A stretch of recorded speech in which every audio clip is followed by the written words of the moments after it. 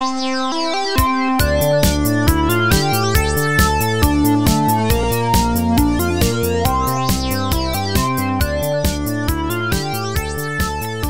I'm Dan. I'm running a game for the Gauntlet called World of Gamma. This is a game of my own design. It is an homage to Gamma World from TSR in the 1980s. And on the Gauntlet, we use safety tools. I explained the safety tools to the players last time. As a quick reminder, we're playing with open tables. You can step away anytime you like. We are playing with lines and veils. Those are listed in our character keeper. And we are playing with X card as well, where you can X and we will rewind and redirect the narrative. And I would like to start with player and character introductions. So let me just check on my character keeper here. I've got Nicholas, you are in the first slot. You want to give us a quick intro about you and then tell us about Sunshine. Can you, the character keeper, there it is. So Sunshine is a bird medic who had a horrible accident at the location that they were training at and burnt the facility down after losing his first patient, and has fled the scene of the crime and is looking to rebuild a new life. Awesome. Thank you. Gerald, you're next. Hey, yeah, Gerald, he, him, and my character is Opak, also he, him. Opak is sort of a jaguar humanoid mutant who came up on the streets, and he's got, pretty intense eyes and heightened vision, a tail, and is looking to make his way in our new world. Thanks. Fantastic. And Abe? Hey, what's up? I am Abe. He, him. My character is Amanita. Also he, him. He is a mushroom person that comes from a fungal colony that tries to spread itself all over, whatever areas they're in. Let's see. He's got lots and lots of firepower. He's got armor, he's got a drone, and he looks basically like Man-Thing from Marvel Comics. That's the picture I stole. That is awesome. I'm so excited to play with these characters. We did some mapping last week. I put the map in the character keeper. I'm going to rename it to map. And we did some world building, answering some questions about the world. We are in a large metropolis. We think it might have formerly been Rio before all the bad stuff happened. It seems like it's very dense. There's like a lot going on there, but the natural world is enclosing in on it a little bit.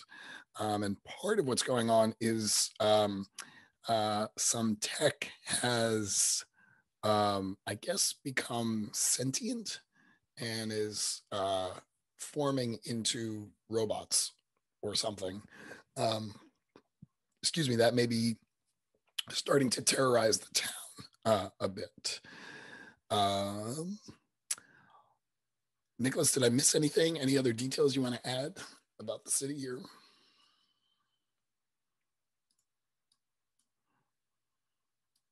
You are on mute.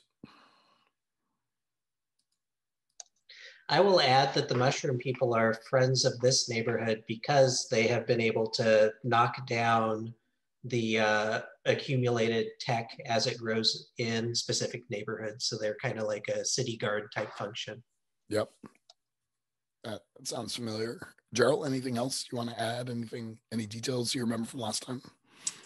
Just that the gray fingers, which were the tall buildings in our map, are abandoned, and not a lot of activity happens in them anymore. And in the sort of shadow of that is the black market. And yeah, I think that's about it for the moment. That's great. And Abe, any other details you want to add?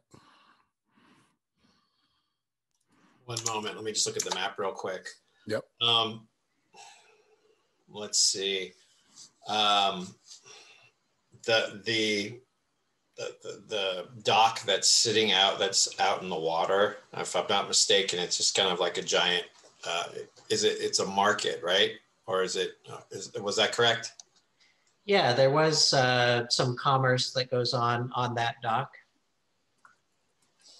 And I'm trying to think what else. That's pretty much all I remember at this point. I think once we get going on, it'll all come back to me. Fantastic. I would like to start with asking you all, where do you make your home in this city? We might have talked about this a little bit. Amanita, you're in the kind of colony zone area? Is that right? Is that where you stay? Yeah, that's where I hang out. I watch bands play and kind of just be. Oh, that's right. Right. Yeah, we had talked about maybe you hung out at that plaza area. Is that right? Yeah, and that was where these bands all get together and play, and people party, and I just kind of observe. What is it about the music that attracts you, a plant? The vibrations. I think just the vibrations, like the sonic vibrations, kind of maybe they help the colony grow. Oh, nice. I love that. Yeah, and then kind of depending on the different kinds of music, maybe different sort of spores emerge, or the fungi in their earlier stages change different colors, things like that. I like that. And Opek, where do you make your home? In Rubbletown, kind of on the edge of Rubbletown. Rubbletown has that nice position, to the north, if you will, is the black market. To the east and the shoreline is the fish market. To the south is Town Square. To the west is the Statue's Gaze. And when we were talking about Spot, who inducted me into the society, the Kata, as we call ourselves, Spot lives in Rubbletown, or he can be also found in the junkyard. Right. But I make my home in Rubbletown. One thing that we didn't talk about last time is how widespread mental powers are. You three all have mental powers. But we didn't talk about, is that a thing that other people, is that common or is it uncommon for people to have mental powers? Obek, how do you feel about that? I always imagined it as fairly common, that it's more unusual for someone to have nothing in that regard, but I'm certainly flexible. Nicholas, Abe, what do you all think about that? I think I like it as a common, but not a pervasive thing. So maybe like 60% of the population has some form of an ability, but you could blend in just as easily being, oh, I don't have any of that stuff. Is it possible that maybe things like summon fire are like what Sunshine has, kind of more trusted because they're very physical and they don't really, they do cause damage, but they're not invasive in a personal way, whereas things like confusion or sleep, like Opek and Amanita have, are regarded with a little bit more suspicion because those are kind of emotionally or mentally invasive. I like that. I was also thinking that maybe we've got 40% of the population that doesn't have these powers, so it makes it easy for someone with a taboo power to say, oh yeah, no, I can't do anything, and just try and blend in with the non-power people. So I wonder, and I'll be right back. Yeah, no worries. So I wonder, OPEC, how do people react to you when they discover you can cause confusion? Yeah, I don't think they react very positively, in the sense that the confusion that's caused is a little bit more, pervasive, and I mean, you get that uncomfortable feeling, right, when you become confused and you're not sure why, and I would think that even if there wasn't that divide between like an external thing like cause fire and an internal one like cause confusion, that even people are unsettled by having confusion brought upon them by some other force. Has anyone kind of called you on it? Have you ever gotten in trouble because of it? Yeah, I mean, I think that there's been moments in the kata where people are pleased that I can do that, but I've been asked to never do that within the group itself, because I tried it once. I tried to get my way sort of by applying the power to somebody within the group, and that was definitely frowned upon. So I've been told, hey, not amongst us. And we don't have Nicholas back, so I'll come back to Amanita. I can't remember, we talked about, is causing sleep something that's common among the mushroom people, or is this something kind of unique? Yeah, it's everybody's got it. They have all got it. It's kind of like maybe it's like what is it? No, it's kind of, I'm thinking that maybe it's like it's a mental thing, but it shows like spores. You know what I mean? Yep.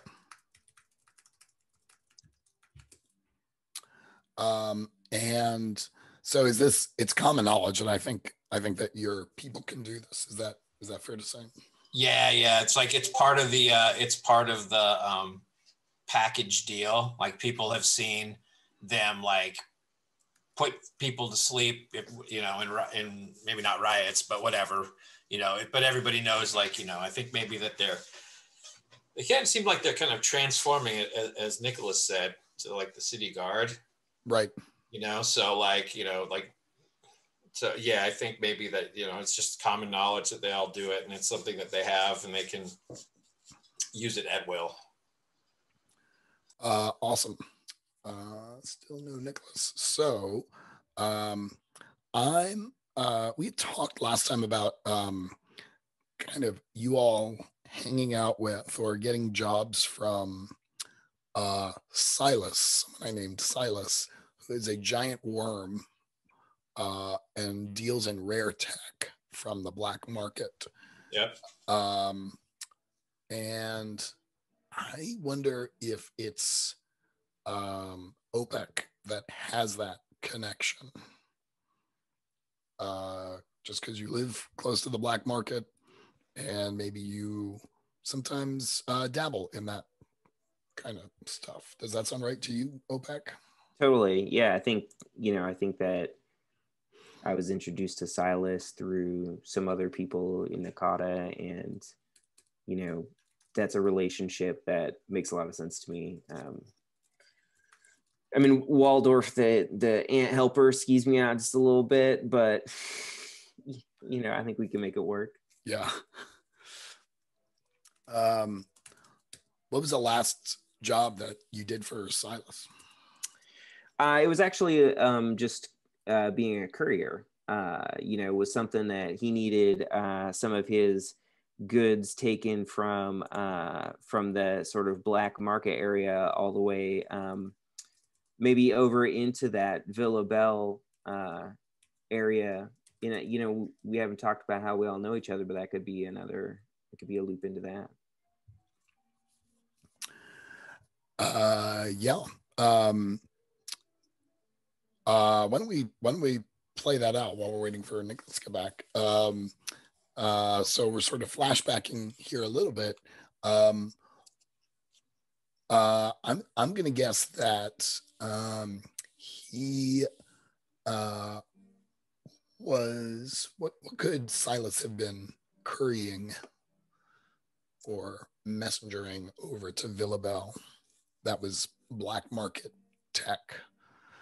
Was it maybe like an instrument for one of the more famous musicians over there? Was it recording equipment? Is it something else? Yeah, I think it could have been an instrument, or is there something, Amanita, that would benefit your people as well? Oh, I like that.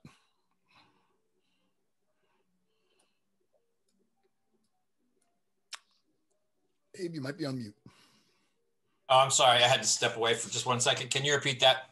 Sure. So we were doing a little like flashback. I don't know how much you missed. So I was Opaka's currying Right. some tech, for Silas into Villabelle, and so we were trying to think of what piece of tech that could be, and I was saying maybe it could be something that was benefiting your people too, not just like maybe a musician. That loops us, that like it gets us closer together, so to speak. There's some tech the mushroom folks would have been after.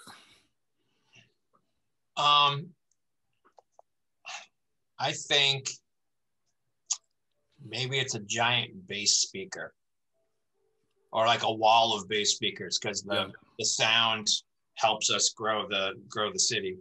Yeah, when you were saying that the mushroom people like the tunes, I was imagining a very thumping bass. So I like that. Yep, but we don't dance. We just sit there. Absorb. We're very like I don't know, closer to an animal, like than a human being in responses. So, Opek, how did you get this set of speakers over there?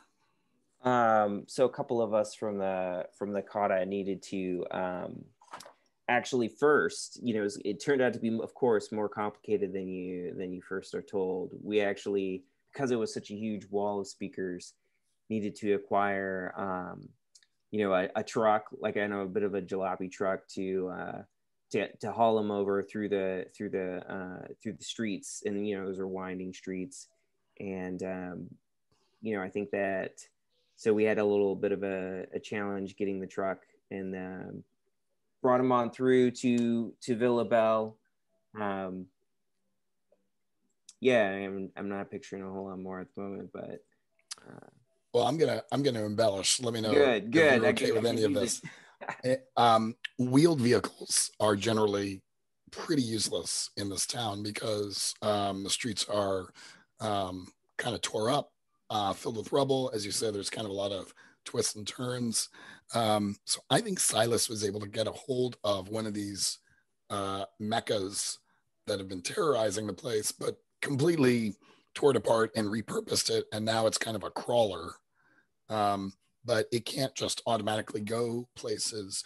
It's more like a robotic pack animal. So you needed to load it up, but then lead it there. And you got some of your friends in the kata to kind of help you load up the the crawler. But once you did, it was really just up to you to kind of lead it there. I think the problem that you had is that people are still really suspicious of these kind of organic robots. Like regular bots, they're fine with, but these organic bots, people are super suspicious of. So you had to kind of like fend off some folks. You didn't actually ever really hurt anybody, but you did have to kind of keep people away, shout them down, reassure them, that kind of thing. Does that sound reasonable? Totally.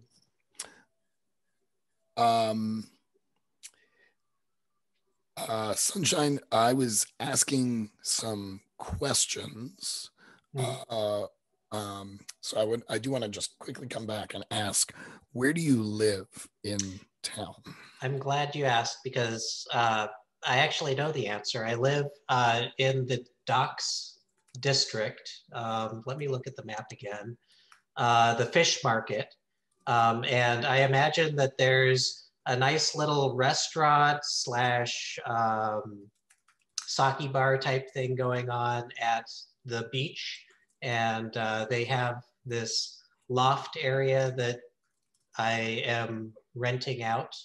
And so I live above that establishment. Well, we got to give that thing a name. What is the name of this restaurant slash sake bar? That is a great question. I think that I'm trying to think of like oceany names, and I'm just drawing a total blank. The Breaks, I guess, because just because. Yeah. Awesome. Oops. All right.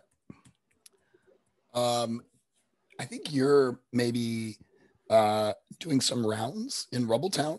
I'd like to add one other point about my habits.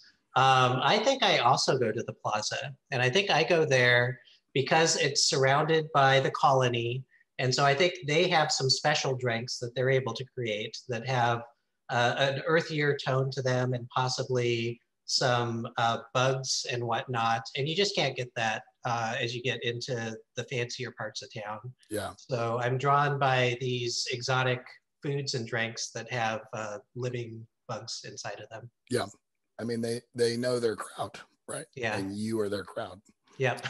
So I'm assuming you're hanging out kind of in the plaza when OPEC shows up with this walker and the speakers on it.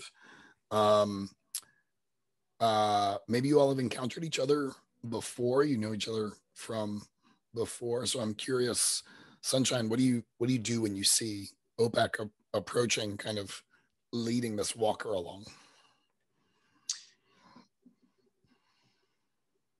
I think I observe from a distance for the moment. I want to see what happens with people that are kind of like acquaintances, but not really friends of mine at this point. And I'll look for that hook opportunity to get a little bit closer. And that's fine. And Amanita, what are you doing? I was put on the detail to unload the speakers when they get here.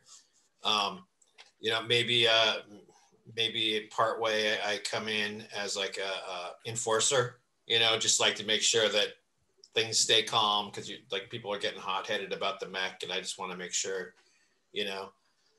that nobody's going to mess up our speakers, and maybe assure people, because there's like a mushroom cop running around. I don't know, maybe in the distance, because I know that OPEC had to mix it up with some folks, just kind of keep an eye on things. Well, and I think that us civilized folk are just more comfortable around this technology when one of you are kind of in control of it, because we know that you can beat it down back into submission if it takes off and starts trying to terrorize a neighborhood.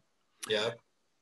Well, and I think that's what happens. I think even though Silas has kind of reprogrammed it, kind of torn it apart and rebuilt it, it's still in its, robot DNA, remembers being attacked by the mushroom people, maybe Amanita specifically too. And so I'm picturing a walker that's, maybe the size of a small room or something, like it's because it's carrying all these speakers. And as soon as you all arrive in the colony zone and get around the mushroom folk, it recognizes the mushroom folk. And picture an elephant kind of rearing back. Speakers are now falling off the thing, and it starts to charge around the plaza. OPEC, I'll start with you. What do you do?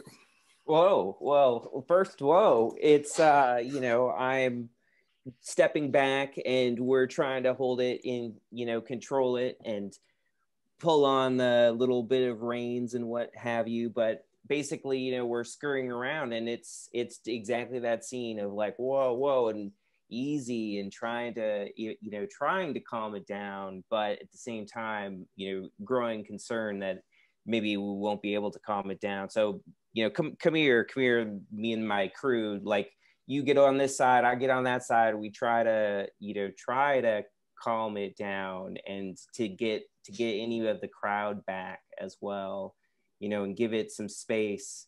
Let's just everybody take a deep breath and try and talk this creature down.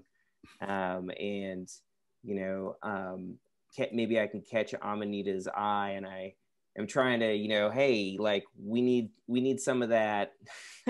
We need some of that mushroom touch, you know, some of that fungal calm. You know, if there's anything that can be done. I don't know if we're going to be able to calm this thing down. Well, I feel like that's a roll.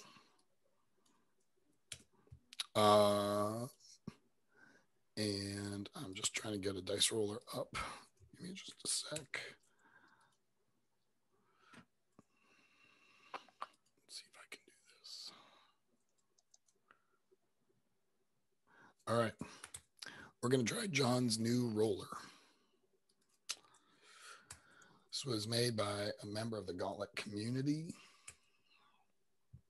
I just posted it to the chat. When you go there, it'll ask you for your names. So put your character name in there. I'm not getting a ton of good. Let me rephrase. It looks like it's still a little buggy in my Safari browser, so maybe it'll be a little better for you. I've not used this version of it, so I'll be really interested to see how it goes. So I think OPEC, you are trying to get this thing to calm down. In this game, there's really only two moves that you can make. I call them the human move and the animal move. And basically, you're choosing which aspect of yourself you're tapping into. Is it the humanoid side, or is it the cheetah kind of big cat predator side? So with your, you know, when you're relying on your humanity, maybe it's more wisdom and intelligence, and maybe on your animal side, it's more instinct and sensation. You'll roll like a regular Powered by the Apocalypse. So roll 2d6, and you add one of your attributes to it. I've changed the rules a little bit since I posted this, where when you roll an attribute, you mark that attribute. So I added check marks next to the attributes. When you next roll, you cannot use that same attribute. So it's basically preventing you from using the same attribute twice in a row. So you would mark another one and unmark the first one. So it's sort of like you just kind of keep moving the mark around depending on what you're rolling. So is that the harm mark? Oh no, you're talking. Oh, I got you. That mark up there. Yep. Okay. You with me? Yep, I'm with you. So figure All now right. is a good a time as any to try roll. Did someone have a question? Yeah, so I was thinking a human move and believe it or not, and patience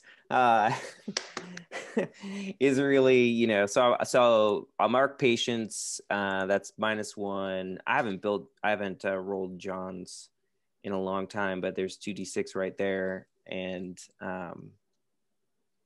Oh, you did it. There you go. all right, die Or is 6. that you? Yeah, that's me. The 2d6, die 1, die 2, and I didn't put in the mod of -1, but there right, would so be -1 to that. Right. So you're at a 7. Yep. There.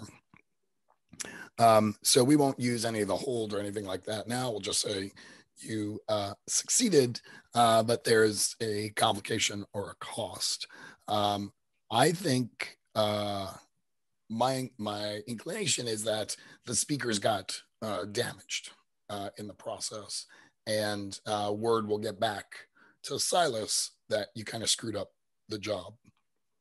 Does that sound reasonable to you? I want it. But the Yes. robot is calm, or whatever this thing is yeah. No, this is bring all the smoke. This sounds great. Okay. What does this look like, you getting the robot to calm down? How does that finally work?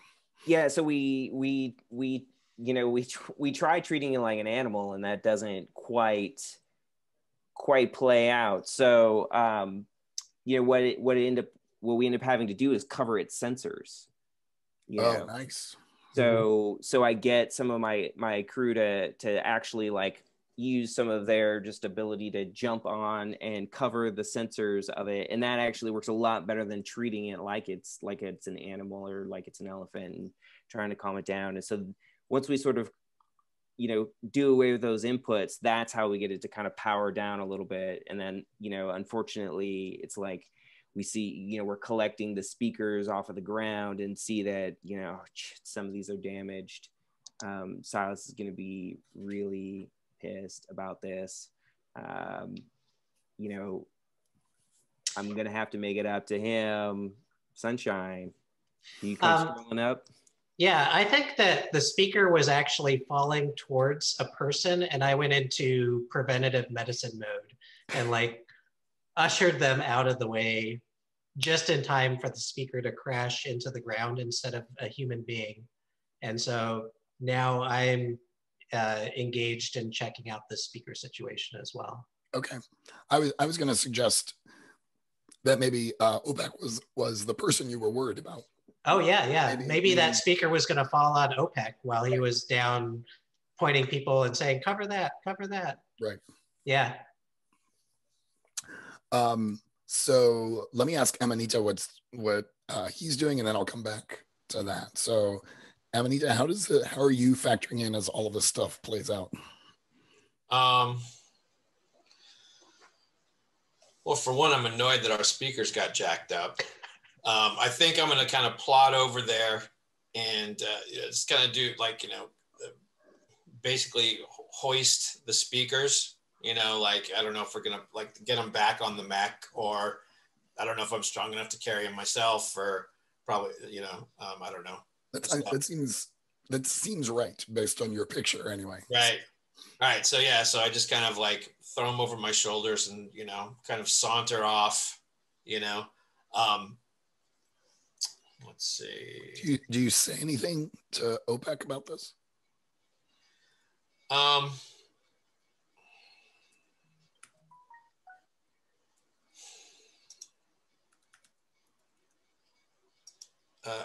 Yeah, I say, well, I'm going to take this back to the colony, and the damages will probably be taken out of your paycheck or your hide. OPEC? Amanita, I'm very sorry about this. We'll try to find a way to make it up to you in the colony, I promise. And nod, kind of going I kind of nod and I kind of jerk my head to the side, come on, you coming with? Yep. And Sunshine, let me hear how you approach OPEC. What does that look like? Yeah, so I think it's just a small flashback, if that's okay, to when the speakers begin to descend, and OPAC can see, doesn't see a speaker just out of his view.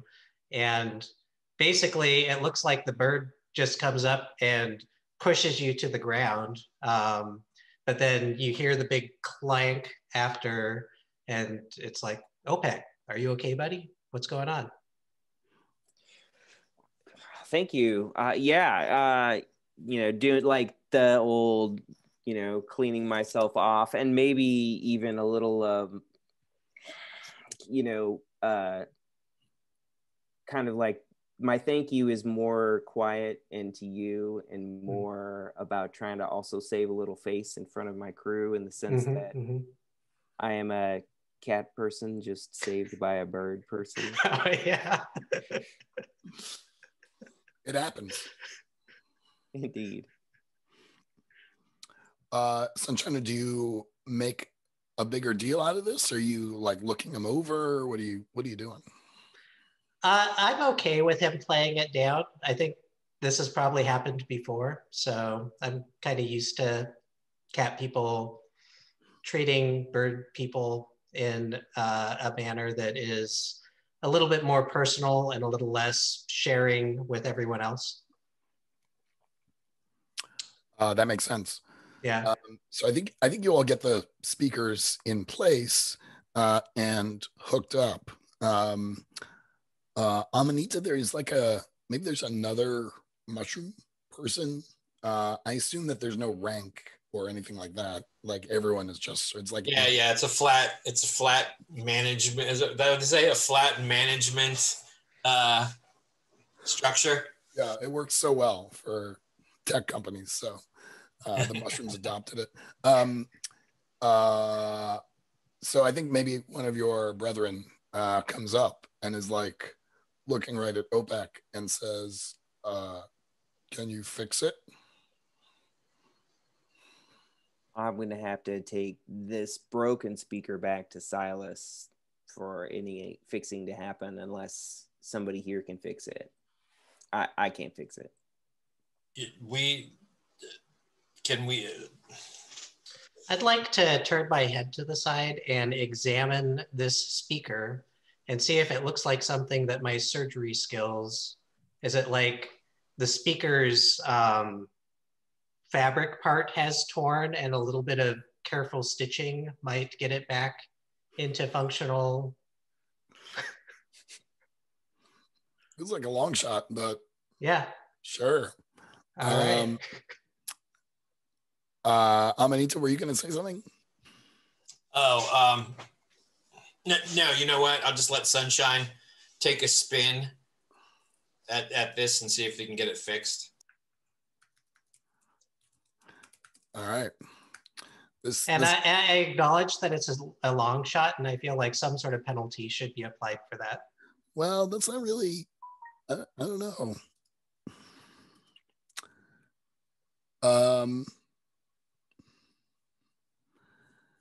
I mean, you're not rolling with advantage because you don't have any kind of. How about I use my passion stat, which is a -1? Sure. Okay. And on to the roller.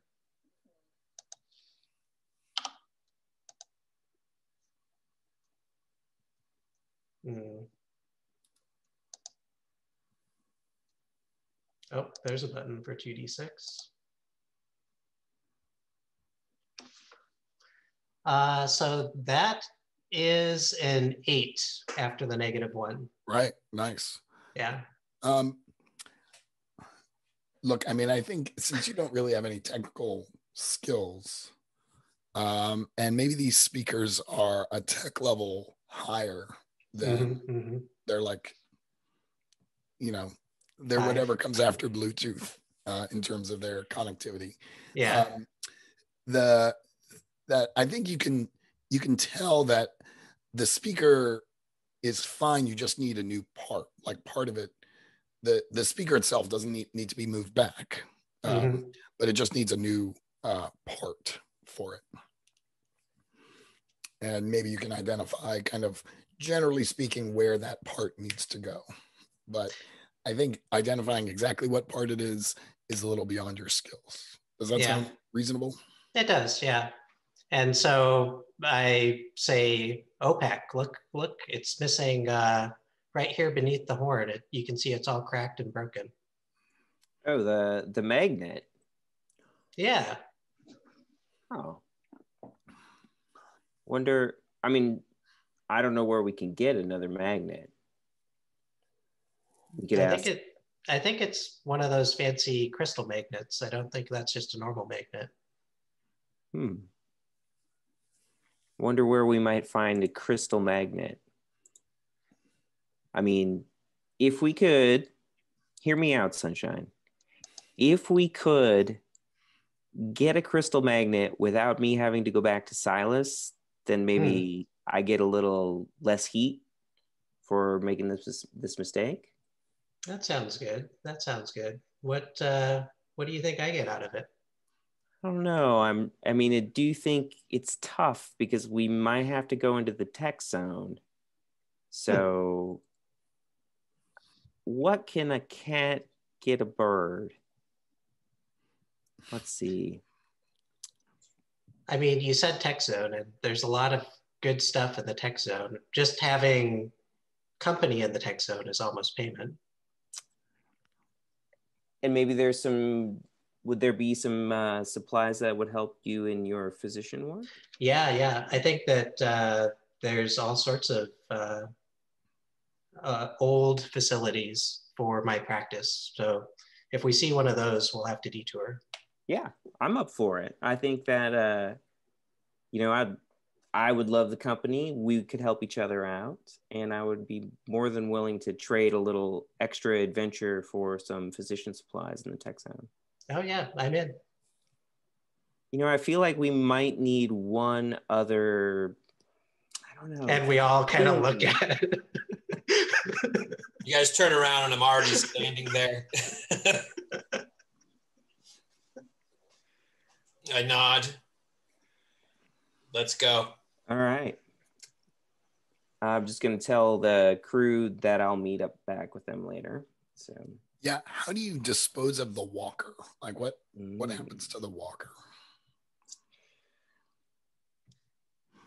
I think my inclination would be to send this back to Silas, have the crew say, hey, we delivered the goods and they can escort it back. But, if we have another use for the walker, anybody, I'm open. I mean, I think that our haul would be much greater if we could take this with us. That's a very good point. Yep. Yeah, I think that's a good idea. Would you say that because I know I live here in the colony and I'm like on the border of the tech zone, would you say that I have like a working knowledge of the lay of the land? That seems reasonable to me. Like can you give me a sense of sort of I know where the Best Buy is, or like, hey, over there is where the glowing thing is. Don't go near it. Right. That sort of thing, Do you regularly make excursions? Did you go once or twice? Like what is... Well, I think that we're constantly kind of trying to keep the tech zones at bay. So I don't necessarily go every single time they have to send a sortie out. But I've been enough times, to kind of know my way around. I don't want to give us a unfair advantage and be like, okay, we got it, let's go. So I'll make it interesting. Yeah, it sounds good. These tech zones, the tech zone is just the red area, or is it like that's just where the robots coalesce on our map? Good point. I guess there's a question of scale. I was thinking it's the red area, but I was also thinking the red area was a rather large area. Yeah, that's fair. Yeah. The way the text breaks the plane of the oval, maybe it's kind of a loose guideline. Yeah, a little bit more like a target, so it's like the red is really like the intense epicenter of the tech zone, but there is a little bit of spread into some of the other bits. Yeah. And in that spread, at least on the right-hand side, the tech is kind of being held back by the colony. Yeah. It's just, they're kind of incorporating. So Amanita, what do you think about the red of the tech zone? You've never been in there because it's just dense and dangerous. Yeah. But where it spreads out beyond that is places that you've patrolled and whatnot. Yeah. Well, I think it's like our job is not to go, we can't take over the tech zone. We just have to stop the invaders when they come through. Yeah. Do you have a bead on where a crystal magnet would be, or are you just going to go wander around, hopefully to find one? Or perhaps more interestingly, Amanita, do you know of someone who has explored the tech zone more thoroughly who might be able to provide some information to you? Yeah. Yeah, definitely, because we're kind of the hive mind, so I can just Dial them up. pathically speak to them like like right now. Hey Jerry, it's me. I'm Anita. It's hard to find good names for mushroom people. I think Jerry's a great name for a mushroom person. Yeah, forgive me. Jerry is a perfectly fine name. And I think the hive mind itself, or the colony mind itself, doesn't really know where, but they know who. I'm going to suggest that maybe there's someone who lives kind of on the edge of Villabelle, who is known to be an explorer of the tech zone. And maybe you all go think, it's up to you. Like, do you want to go visit someone? I'm thinking you all go visit someone to try and get some information before you go in and just wander around. Yeah. Especially if it's right there. That's practically on the way. So. Right. Yeah. So let's come up with someone who would have gone into the tech zone regularly. I think this person is maybe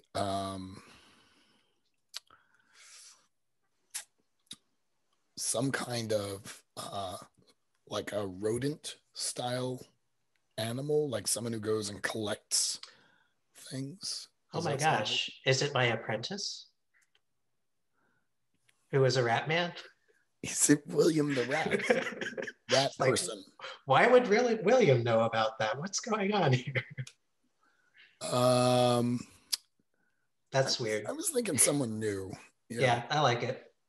Capybara, however you say it. Yeah. I mean, let's be honest. Capybaras are like the heroes of the pandemic. Absolutely. Like, anytime I'm sad, I look at a capybara picture and I'm like, you know what? Those dudes, they understand how to be chill. I don't know if capybaras are collectors, but I like the idea of someone chill being able to kind of wander in. And could it be a magpie? Oh, that's totally different from a capybara, but I love it. So a bird person. Maybe Sunshine knows him from bird school or something. All those birds hang out. I love that. And should we go cliche and just name her Maggie? I like it. And she's a singer. Maybe she performs down at the square. She's like one of the people that hang out and sings down at the square. How has frequently visiting the tech zone affected her, would you say? Has it changed her personality? Has it changed her look somehow? I think she's had a few scrapes, and I think maybe she's even missing an eye from Close Encounters. That sounds right. Who isn't, though, in the world of Gamma, It's a rough place. And what does her dwelling look like? OPEC. What does she live in? I mean, I think it's it's actually a little bit atypical. It's more, in other words, it's not like a nest, but it is like a squared dwelling that butts up with several others. So it's in a residence where there's lots of people teeming with life, and her small square home is, however, still with the magpie quality. Just has bits of tech and other interesting things, obviously all kinds of instruments hanging on the walls, and that's really a predominant feature when you go in, not just that there's all kinds of bric-a-brac and tech, but just that there's actually just all these really cool instruments too. Like musical instruments. Yeah. I like it. Amanita, what is she doing when you arrive? I think she's kind of rummaging through her various piles of things. Like, like she's got the musical instruments on the walls, but she's kind of got the hoarder thing going on. Yep. So she's puttering around with all the other stuff. I kind of imagine her having like an airborne view of the tech zone because she flies there, and then she brings back small shiny objects back to her house, and so she's got tons of them. I don't know. I guess that's great. That's awesome. She doesn't have a crystal magnet, but she can point us in the right direction.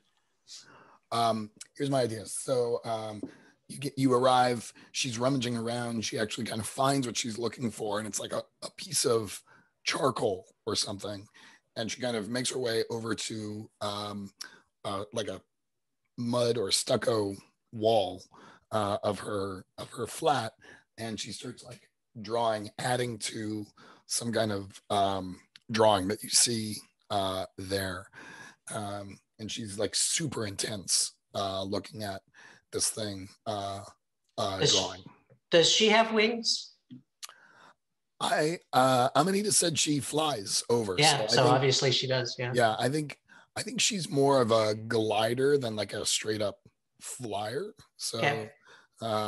If she can get airborne, she can glide for a bit, and then climb and glide somewhere else. Yeah.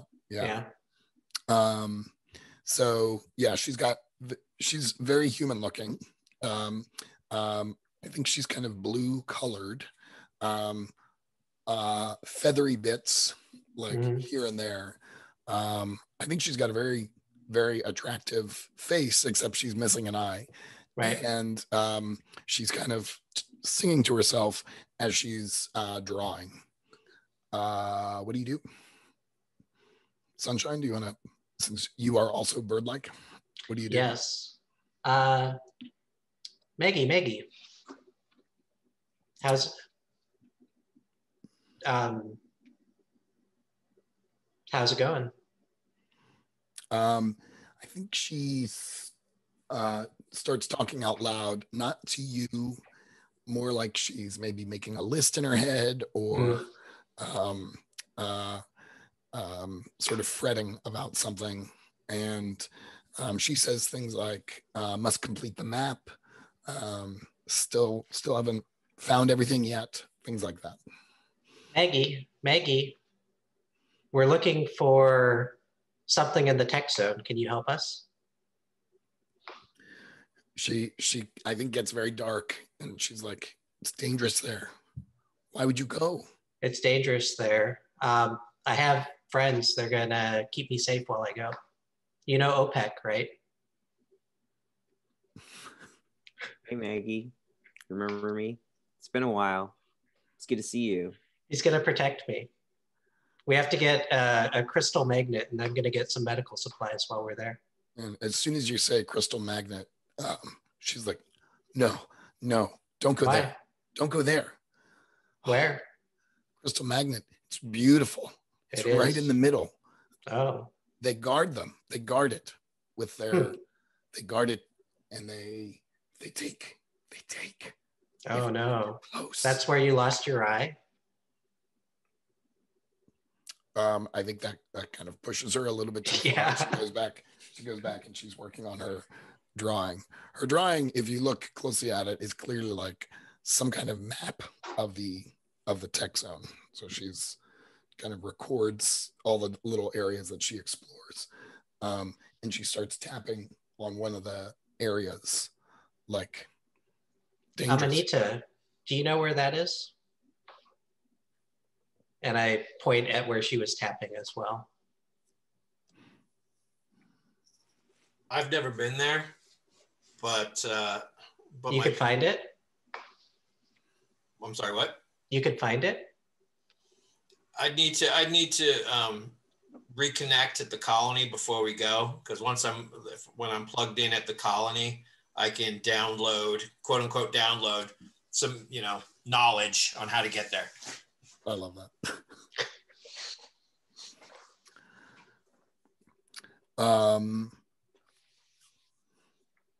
Do you have everything you need? Do you want to ask her anything else? I feel like she's pretty scattered, so we probably got more than we expected from her. And I asked her, is there anything that you want from the tech zone while we're there? She sort of gets this look on her face like an addict might if you offered them drugs, that kind of thing. Right. She's like, no. Okay. I must stop. Okay. We won't bring you back anything. That'll be our gift. She says, wait. And she kind of dives back into the nest thing that she's got going on and is rummaging around. And she then sort of carefully presses something into each of your hands.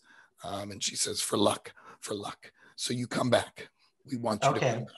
Okay. And they're these little scraps of metal, they look like, that maybe have a little chain on it, like one would have a rabbit's foot or a lucky charm, that kind of thing. Still metal though, right?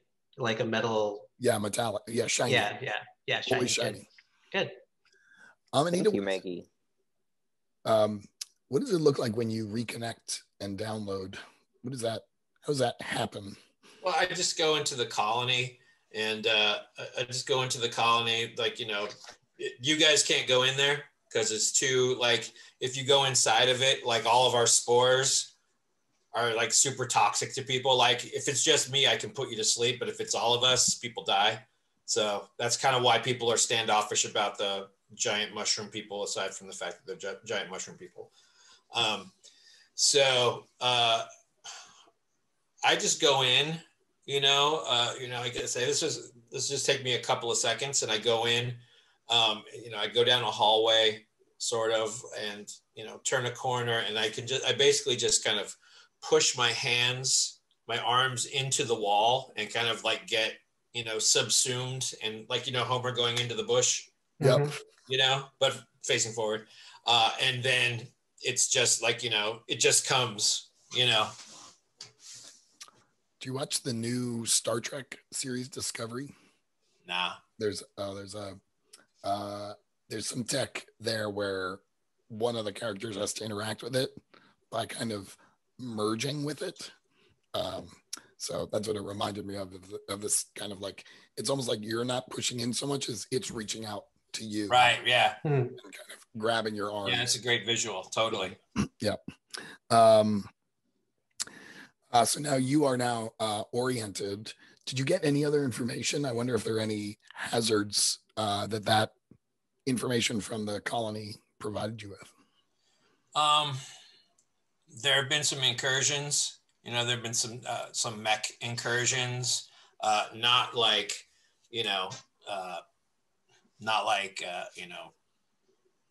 giant, Power Ranger robots or anything like that, but there have been like, maybe their incursions are getting more frequent, and they have different, some are as big as a rhinoceros, some are a pack of rats, like that kind of size, or like a rat sized. And so, but they're more plentiful now, and it's been harder for us to kind of keep everything at bay. All right, nice. So is there any other prep you all need to do before you head into the tech zone? I'm a mushroom guy. I'm ready to go. Born ready. If OPAC says we're ready, we're ready. Yeah, I think we're ready. Just, like I said, disperse the rest of my crew. Do we have like a standard, like, adventurers pack kind of thing? Like, is like, I mean, like, you guys will probably, well, I don't know. Will you need a flashlight? I mean, probably not you, OPAC, because if you have cat eyes, you could probably see fine. But I mean, we're probably going to need some kind of supplies to get, I'm a mushroom guy. I just kind of like do whatever. But you guys might need stuff like torches and, iron spikes and 50 feet of rope, 10-foot pole. I think you all can take Yeah. kind of like a general supplies with 5 uses. Does that sound all right? Mhm. Yeah.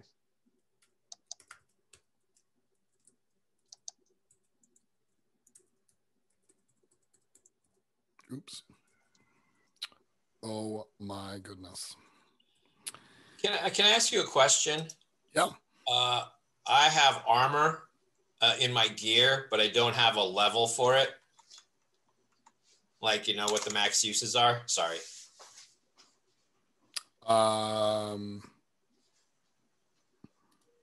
Does that not exist? I don't think it. I think I missed asking about I it. see. Yeah, I see it. Partial carapace is. Oh yeah, it's not there. I will give you 3 uses. Great, thank you. Yep. And I think in this prep time, that's where I fly back to my place, change out of pedestrian clothes, my cleric uniform or whatever. And that's when I put on my plastic armor and grab that automatic pistol. And then I'm ready for action. Sweet. I think as you make your way into, I'm going to kind of tee us up with a cliffhanger and then give us a break. Sound okay? Yeah. So I think as you make your way into the outer, the kind of boundary between the colony and the tech zone, things, the kind of urban slash fungal landscape very quickly gives way to fairly dense forest, and the sounds change. You don't hear the hustle and bustle of the city anymore. It's more like nature sounds are coming at you, and you don't really see much. Maybe you see a little bit of evidence of folks from the town having been in and out here, but at the moment you are by yourselves. As you get further and further in, you're also maybe starting to hear in the distance some tech related sounds, servos of motors moving, things powering up, things powering down, that kind of thing. And I think, how do I want to do this? I'm thinking you all sort of get ambushed by a group of humanoids. Maybe they just kind of appear. You kind of enter a clearing and they kind of all appear around you, maybe 4 or 5 of them. They are thinking they're kind of like raccoon people. In classic Gamma world, they would be called dabbers. And they're wearing armor and equipment made from the mech stuff. So it allows them to kind of avoid being detected or attacked by the mech, or at least they think it does. And the leader, who we will call Sprite, says to you, your money or your life. And I think we will leave it at that for our break. Sound okay? Yep. All right, I got 9:05. Why don't we come back at 9:15? Sound good? That's great. Sounds good. All right, see you in 10.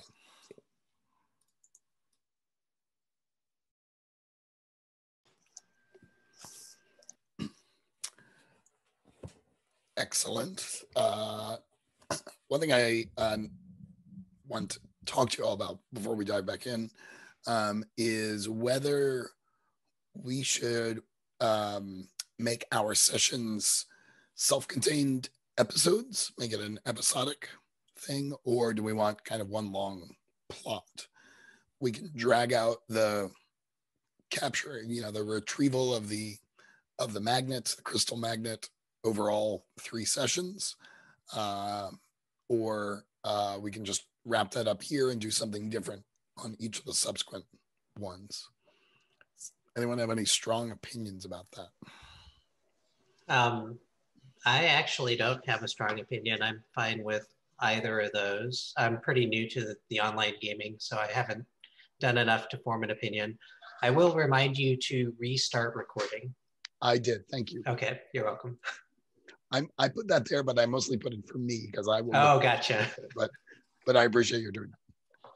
I think I kind of like the idea of going in for something small and having all hell break loose. Like, you know what I mean? Like, it's like we're going for the crystal magnet, which is whatever, 10 copper pieces or whatever, you know? Right. But we happen to land, then all the tech mech stuff goes ape shit. And, that could be like a cool thing, So you think it's going to be, oh, we'll just wrap this up today. It'll be done. And it just snowballs into something bigger. I think that sounds fun. Dungeon, like the subterranean building or something like that. I don't know. I'm just, hand waving. But OPEC, what do you think? No, I'm totally cool with that. Crystal magnet begets crystal mines begets, who knows kind of thing. Sure. All right, good. Cool. But now you've got 5 dabbers. These are little raccoon, not really little. They're normal human-sized raccoon people.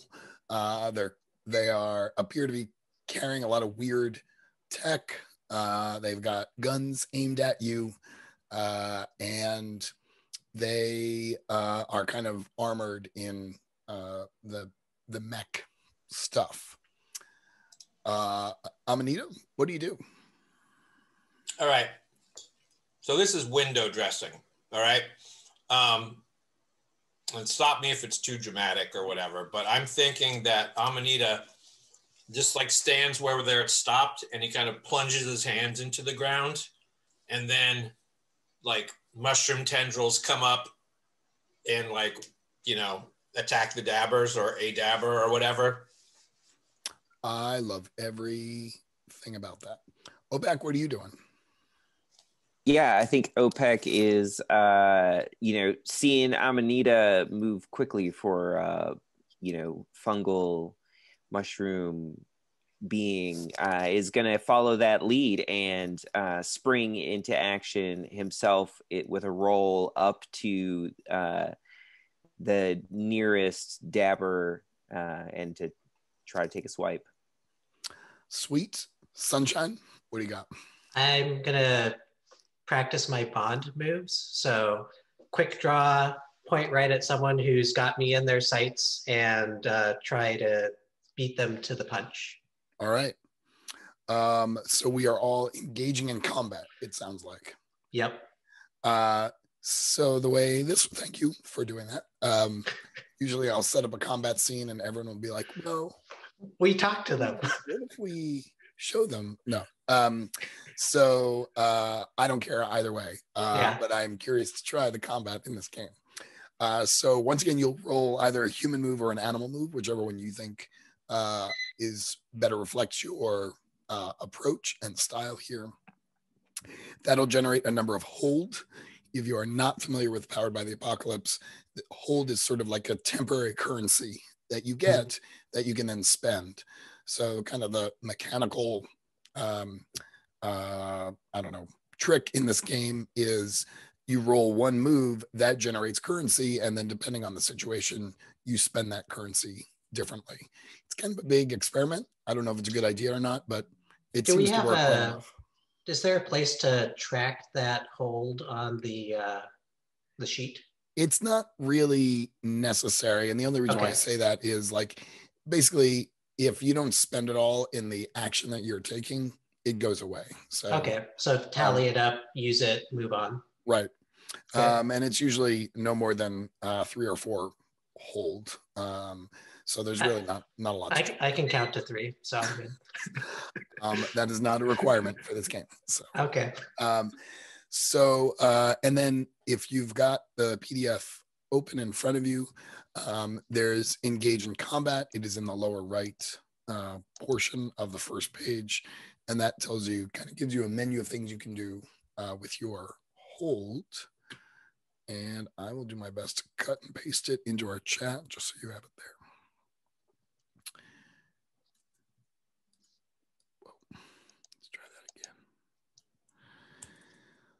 All right. So Amanita, I don't know what that's going to look like. That's a Not bad. disaster. Amanita, why don't you, or actually, you can all roll. So Amanita, why don't you go first, just to kind of make things a little easier? And what attribute are you rolling with? I think I'm going to roll with,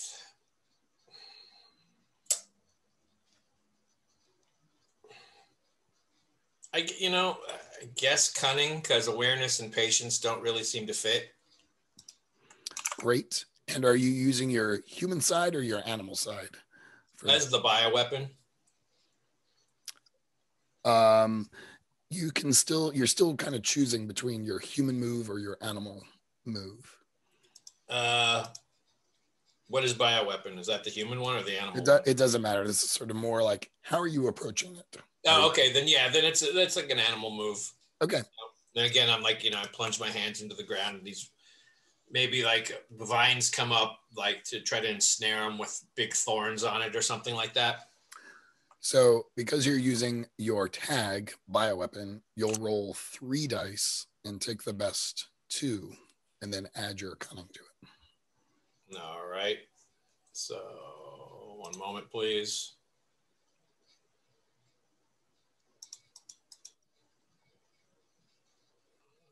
3d6.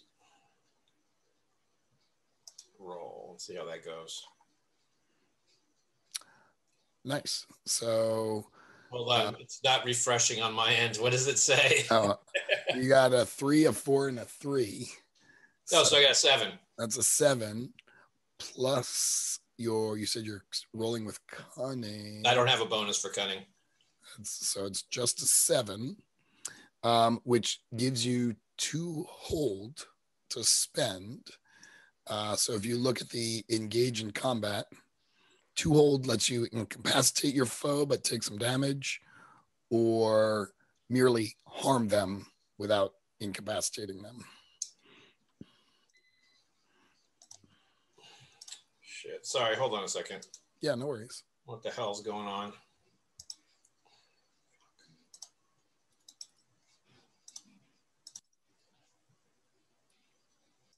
Oh, that's what happened. I minimized the window up in the upper right-hand corner. I didn't know you could do that. So I can spend 2 hold. Oh, I'm sorry. So I can either incapacitate them, right? Or one guy or something like that. You can incapacitate your foe, but mark a tag, so take some damage, or just cause some damage, but they're not. No, so I'll take damage if I incapacitate them? Right, yes. Right, now I'll just fuck them up. All right, so I will actually keep track of this. All right, so we've got, so describe what this looks like to me. Tell me, how do you cause damage to them? Like the tendrils all kind of erupt from under the ground underneath them. And again, they've got like, kind of like they've got thorns on them.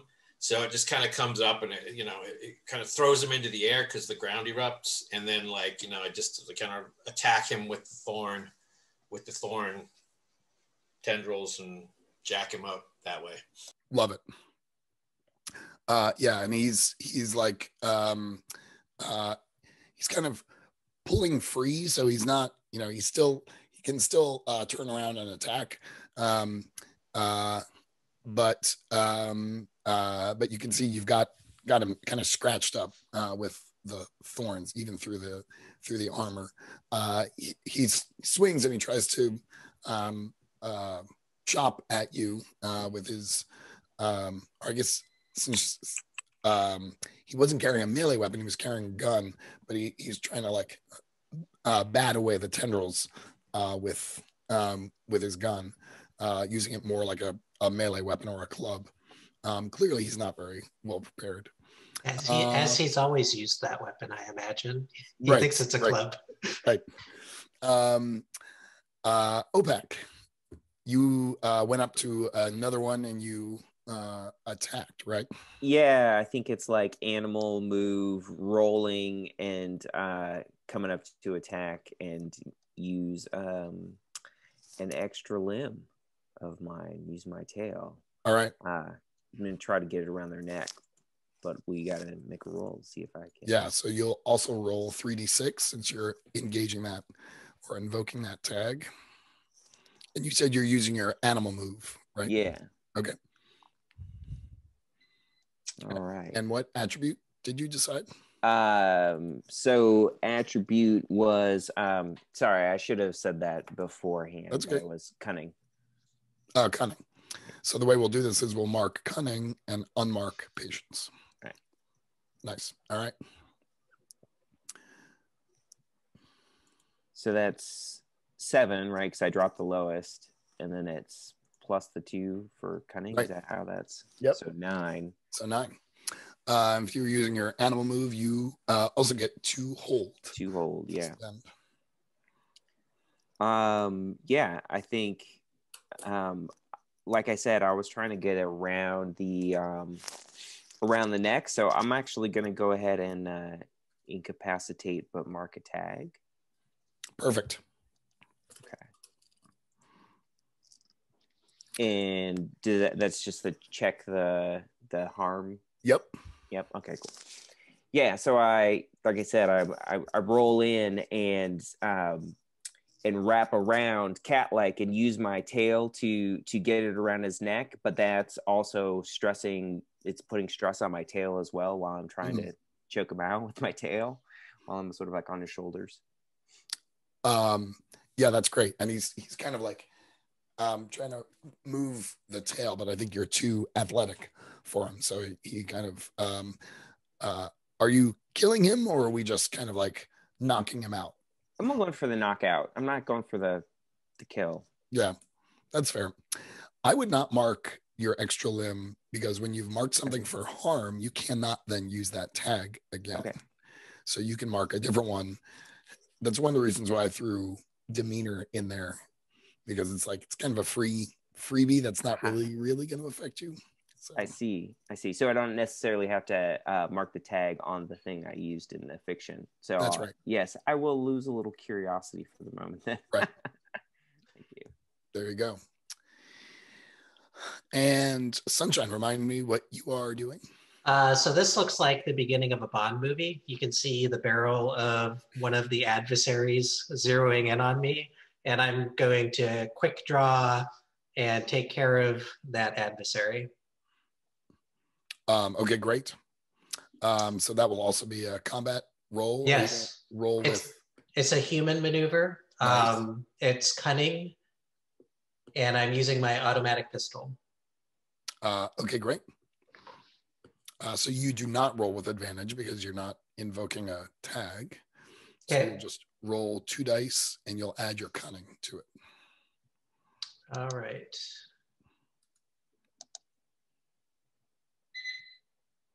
And my cunning is 1, so that is a 9.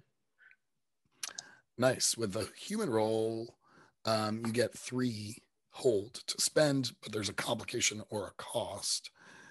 I'm going to make this interesting and say you have to keep that.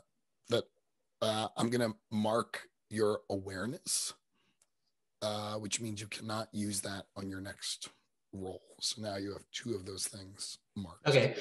And I decreased my pistol by 1. Is that correct? Not necessarily. Okay.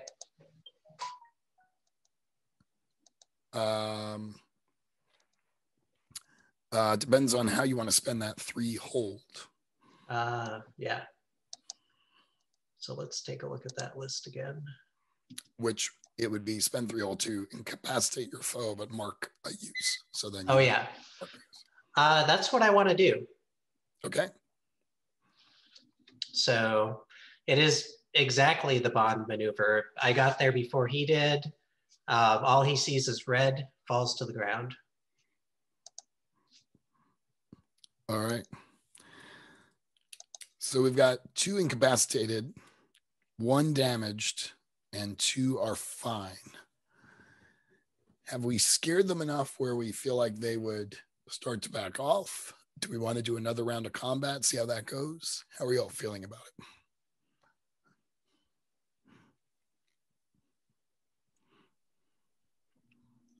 Any preferences? I think that they're desperate. I don't think they're done yet. Yeah, I feel like I would like to see where things land after one more round. So Amanita, we'll come back to you. You've got one kind of scratched up and thorned. I don't know. How do you want to handle them now?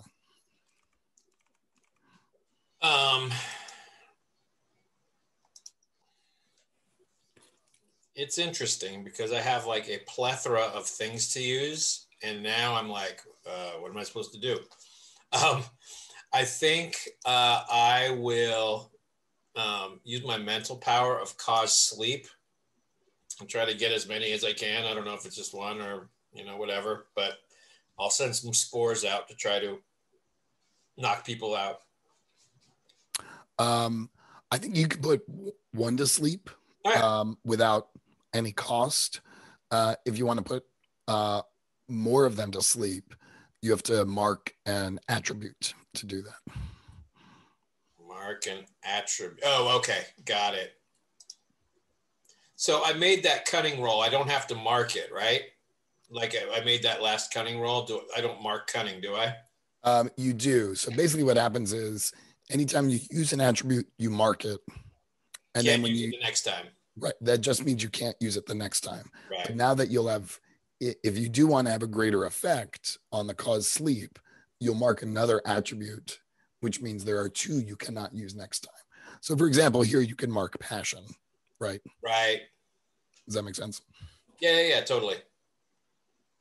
Are you trying to put the rest of them to sleep? Which would be exciting. I will say yes. I just don't want to like be all like hog all the fun, I think there's more fun. Happy to like, is it two? Okay, There's plenty of fun to have. Yeah. We brought you because of your crowd control abilities, so go for it. What I would be interested in though is like, how do we avoid OPAC and Sunshine also? Oh yeah. Well, I have those vines, those tendrils over, where that one guy is. So maybe I can express from there.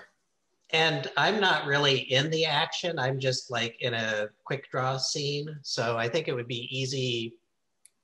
I'm concerned about OPAC, to be quite honest, who leapt in there and is tangled with the guy. Yeah, if you can spore around me, obviously I appreciate that. But catnap, just carry me along. I wonder if Amanita signals OPAC, and OPAC needs to make some kind of move to get out of the way. Yeah, I could roll awareness too, and pick up on that signal. Do you? I telepathically communicate because I don't have a mouth, right? Oh, right. So can I just like beam him? Or yeah, totally. GTFO.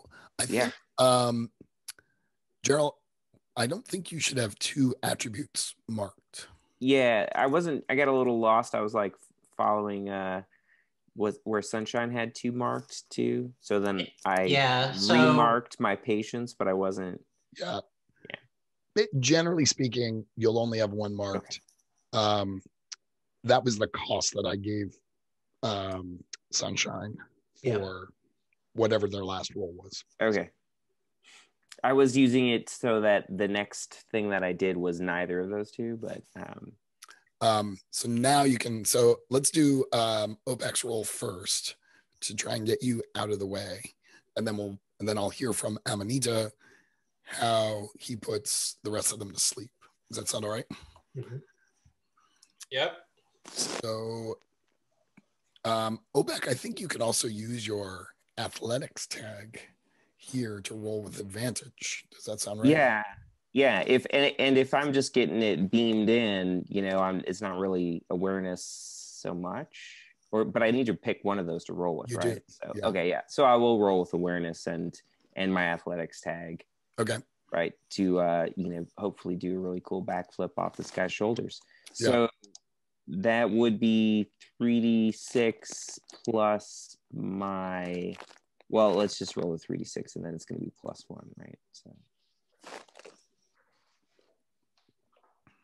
All right, so 10 plus 1, 11. Yeah, nice. That's a great roll. There you go. So I've already swapped your cunning and awareness there. Were you using animal or were you using human? That I think would be animal. Oh yeah. So because of that, you get a fleeting opportunity or an extra hold. We're not using hold here. So I'm sort of curious. So let's talk about what does this look like, you getting out of the way of the spores? And I wonder what kind of fleeting opportunity you might get. My thought for both of those together is that I'm on his shoulders. I got the tail around his neck. I get the impression that I need to GTFO, and I loose the tail and back. I flip off of his shoulders, like do a sweet backflip. But maybe I grab something off of this particular dabber that I get with me as I'm, flipping, rolling off, and something that would be on the back or the shoulders or the head that I can just peel off too. So I'm taking something from him also. I love that. We're going to come back to that and figure out what that is.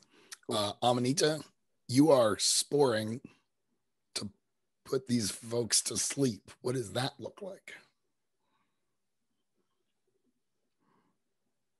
Sorry, since OPEC is out of the way, I'm not going to be, what do you call it?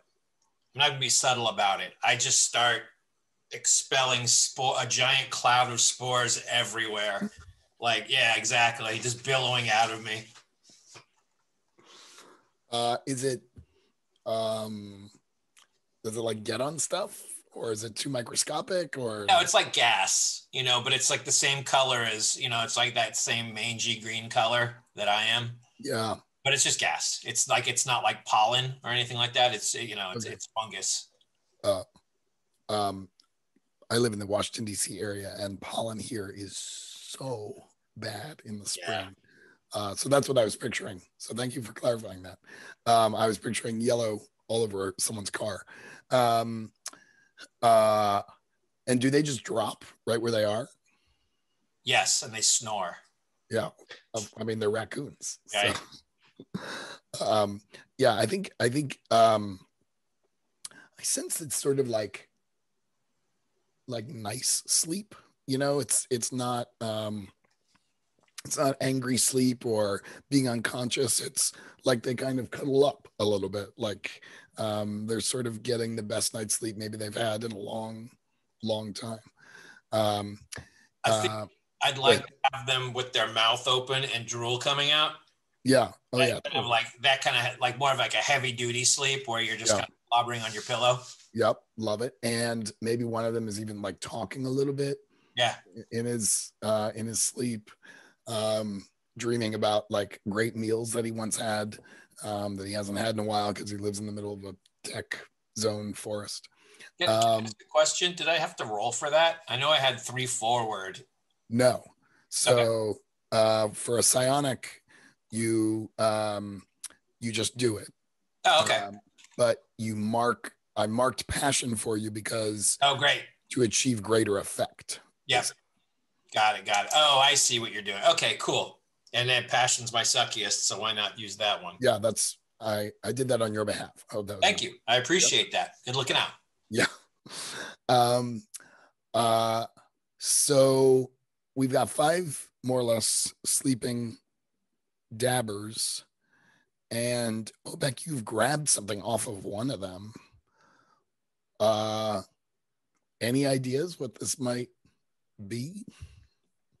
Let's go around and throw out some different ideas.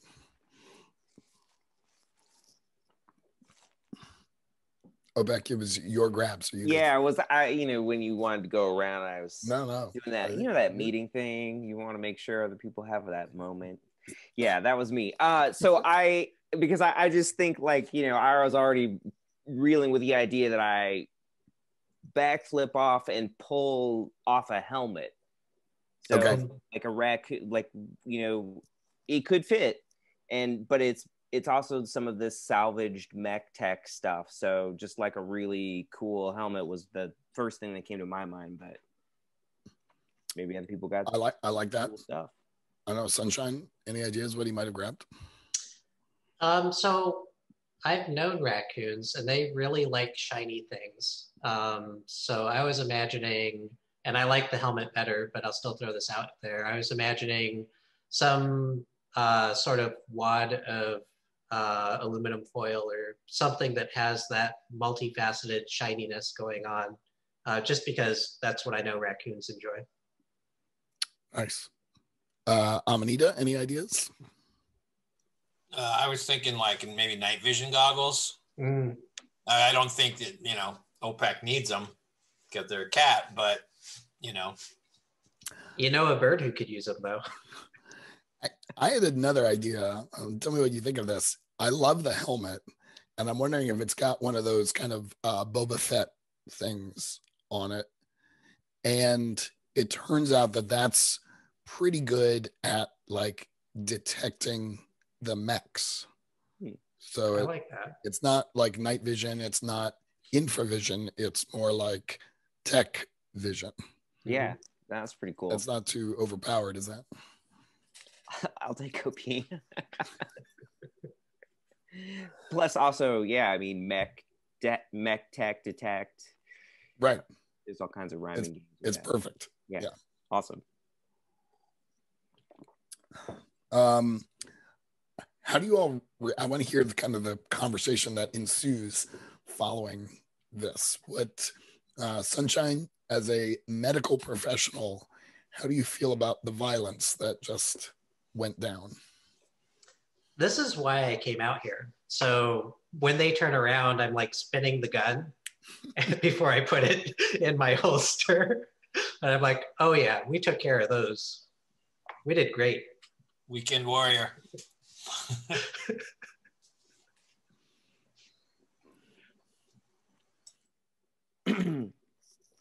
So yeah, did you guys see that? Did you see that flip? Look what I got. But I don't think we're gonna be this lucky again. This was a little too easy is my other concern, but I'm pretty pumped. Like, did you see this? Did you see that flip? That was a pretty badass flip. And I'm holding up the helmet. But I kind of think that I do want to show Sunshine. I can walk over and I'm like, all the other people are asleep, so I'm like not really paying that much mind, and I'm like, like, let's look at this helmet. This is pretty cool, right? Amanita, what do you think?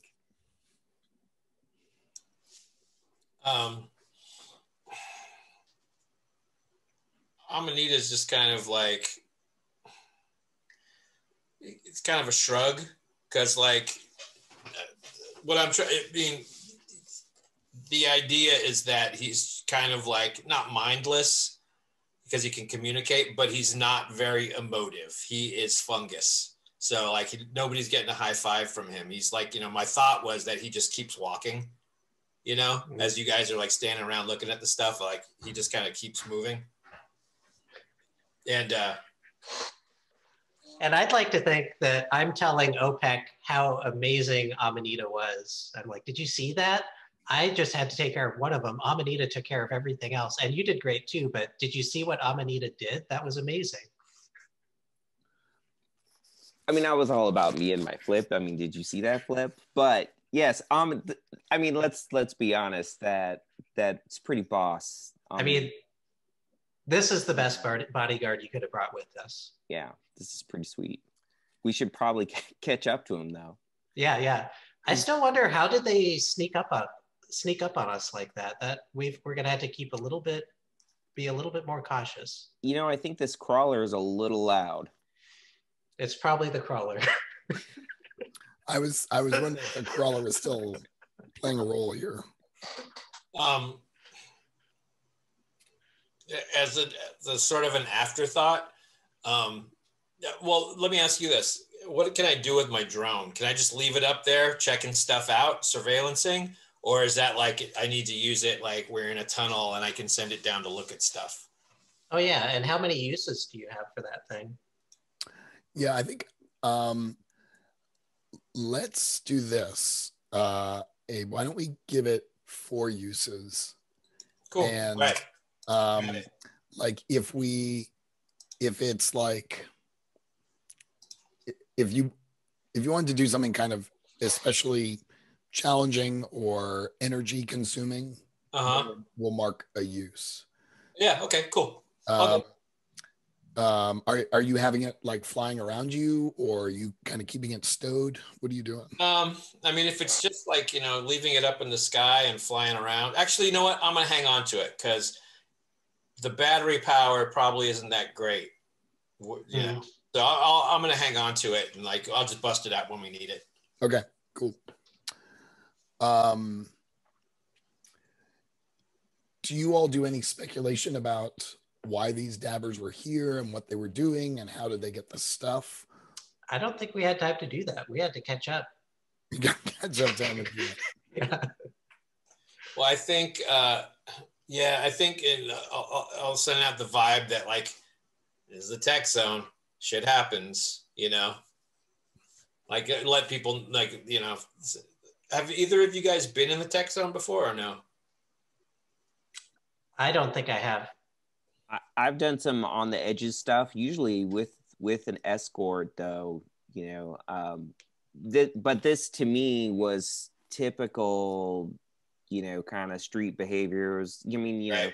is a little bit of the give me your lunch money. I mean, these are just some dabbers, not to put them down or anything, but it did just sort of seem to be expected in the sort of outer ring of a tech zone. Yeah, totally. I do think it was unusual that they were able to salvage this tech stuff and then turn it into, or certainly that's what I had in my head, that like being able to turn this equipment or the salvaged tech stuff into body armor and weapons was clearly unusual, not something that you had seen before. You could think that at first glance, but then look at how he used that gun. It was like a club. Seriously. They didn't know what they were doing. They didn't, which I think makes it even more weird. Yeah, who is supplying them with this tech is a good question. This is not what I would expect for some dabbers.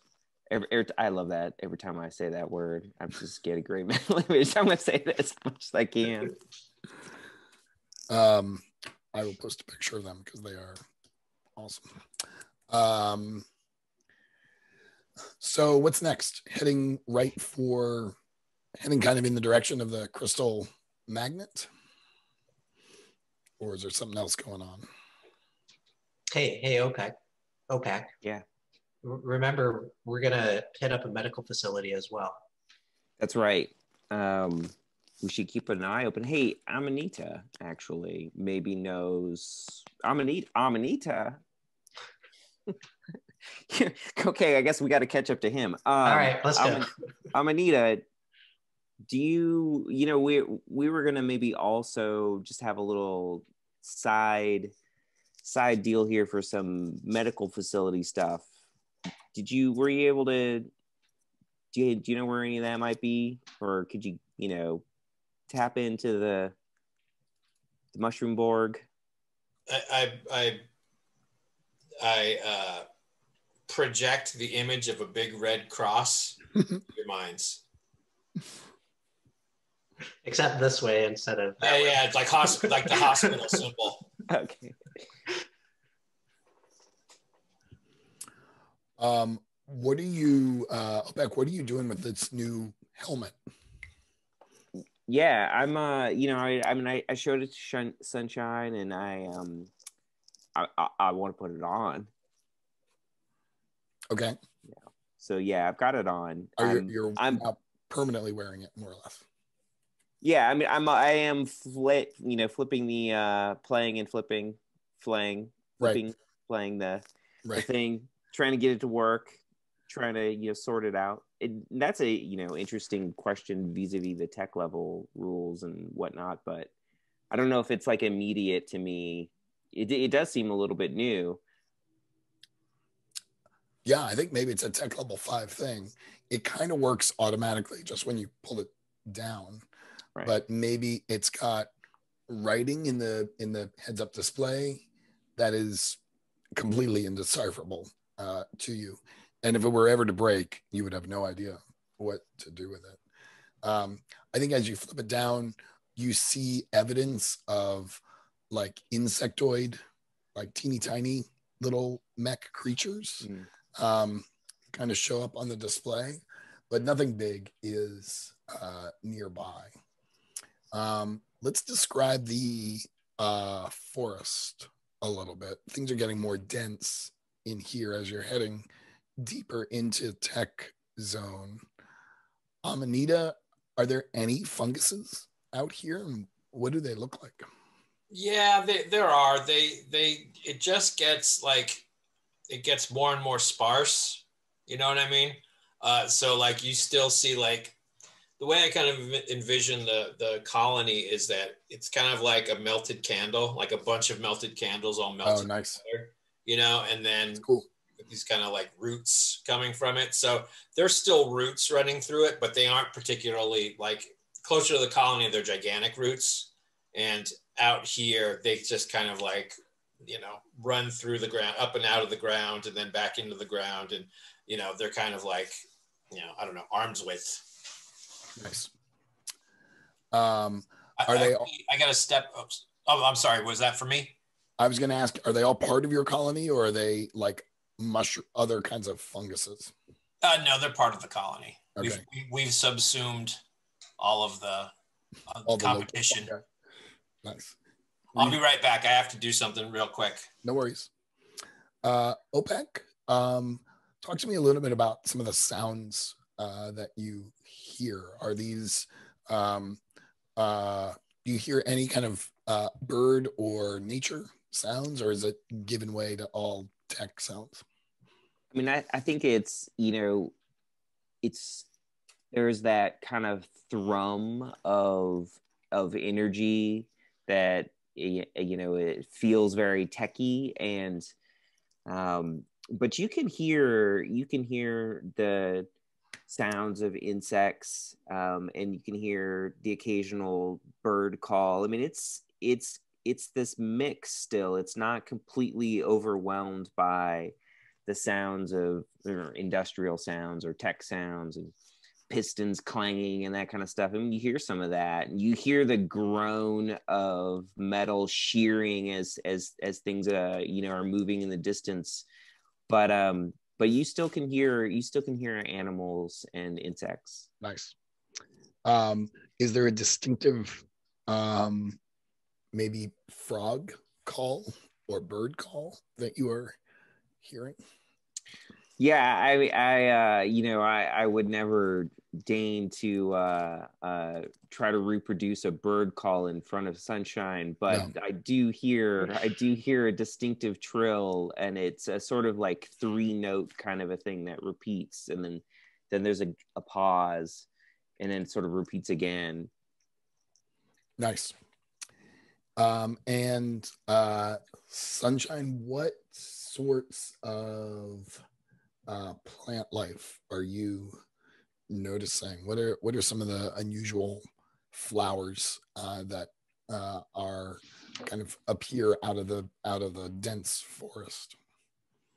Yeah, so that's interesting. So I imagine that we're actually early in our journey. We saw like small petaled flowers, and as we're getting deeper, we're starting to get to locations where there's pods that are like the size of me, so like half the size of a normal person. Mm-hmm.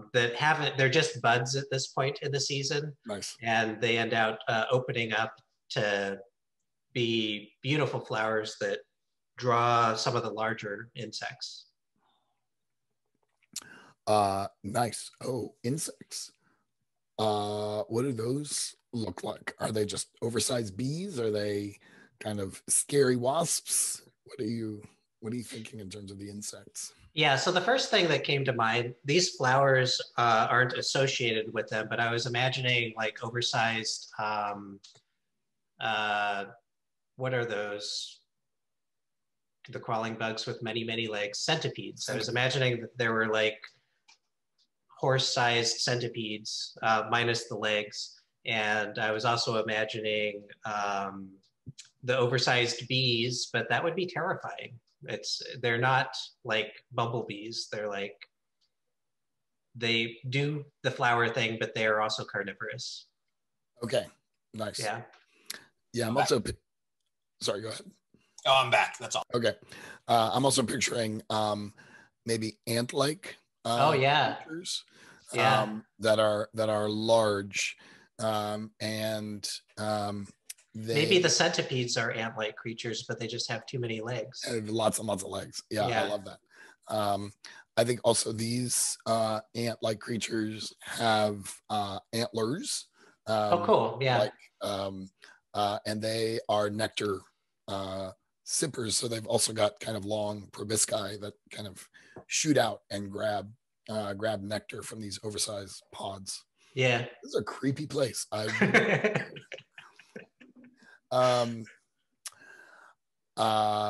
I think what we decided is maybe what we'll do is we'll kind of get to the place where the crystal magnet is, and then we'll pick up next time, talk about recovering the crystal magnet, and then kind of falling down the rabbit hole and finding more stuff.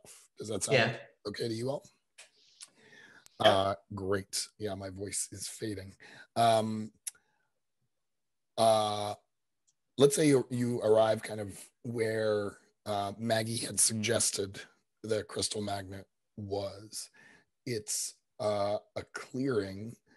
What does the ground look like around here? Is it grassland? Is it wasteland? Anita, do you have any thoughts as to like what is it that you are that kind of suggests things are changing as you head deeper into the tech zone?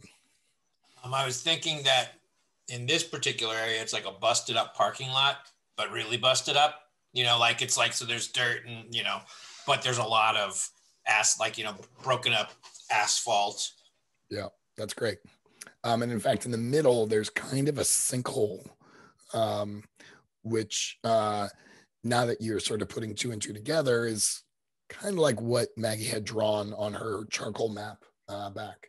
It looked like kind of a circle with lots of lines through it. She was drawing things that looked a little scary around it. It's getting to be dusk. So I think as you approach, it's starting to get kind of dark out. And you do start to hear kind of let's call it a ticking sound coming from the area around the sinkhole. Sunshine, what do you do?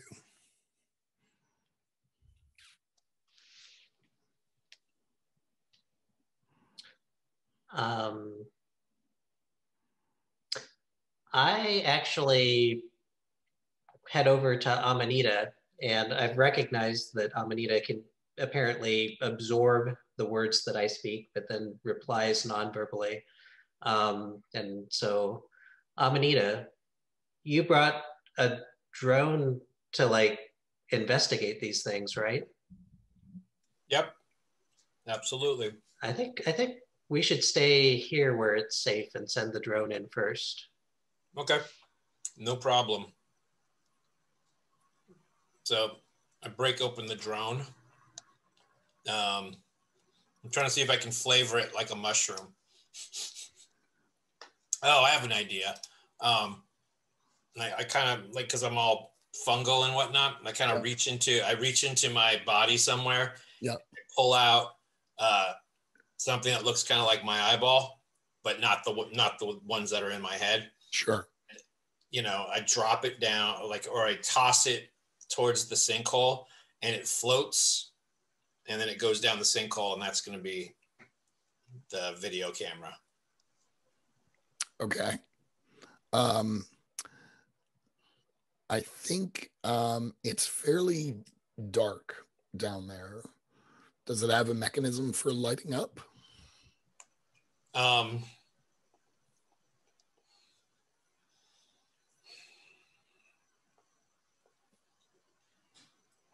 mean, technically, you know, there are some mushrooms that glow.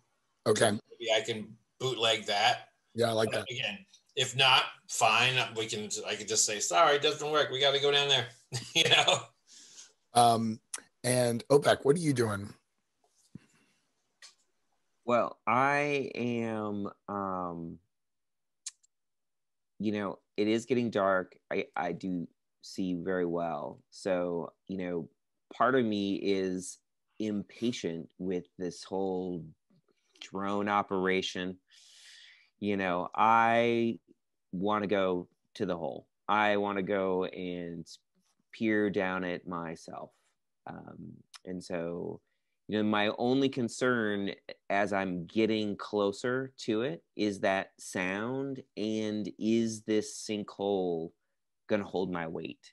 So, I'm curious, and I'm impatient, and I'm going, to it, and I kind of feel like maybe this is gonna hold me, so I keep going to the edge. Perfect.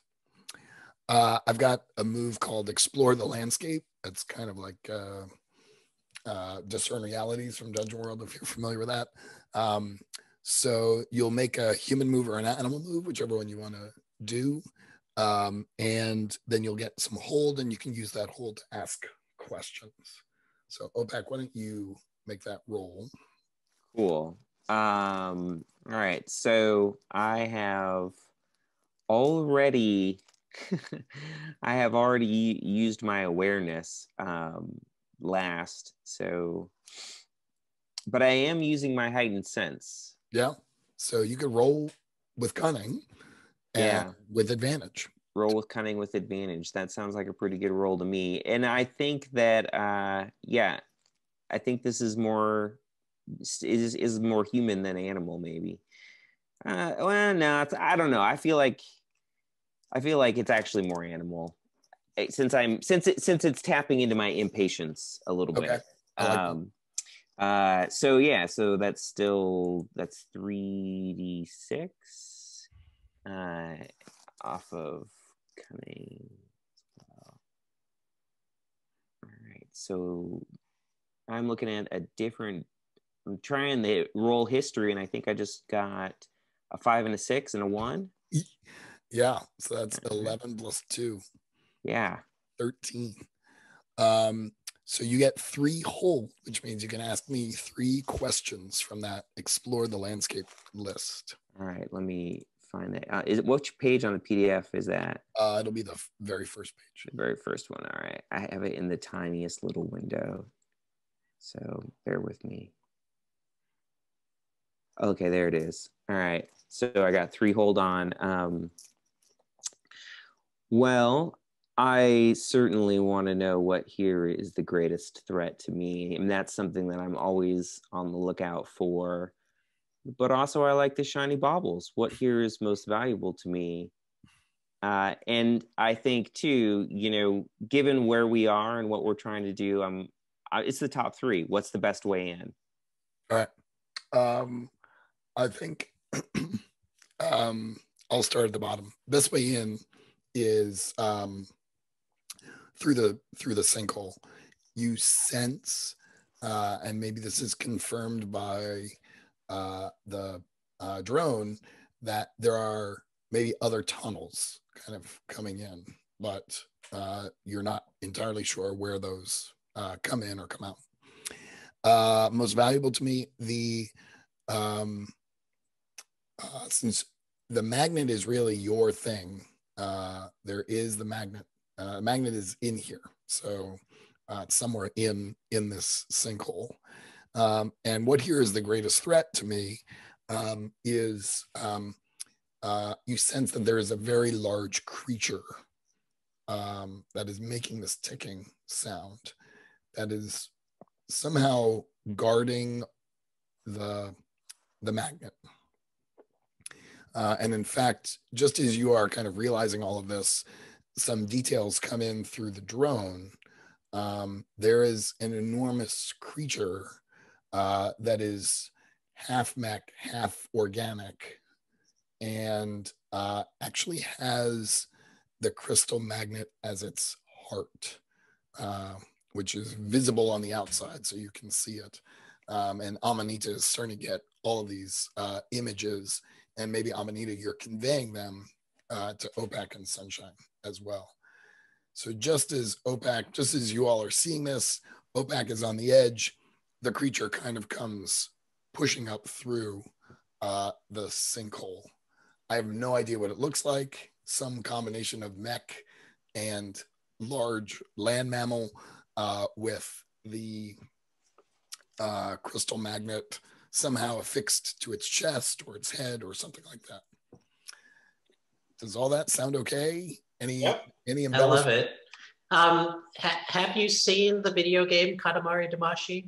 I mentioned it early, but basically in that game, there's this little pile of stuff that just rolls and accumulates. So I imagine that it looks like a very loose conglomeration of tech that's just kind of, you don't know why it's being held together.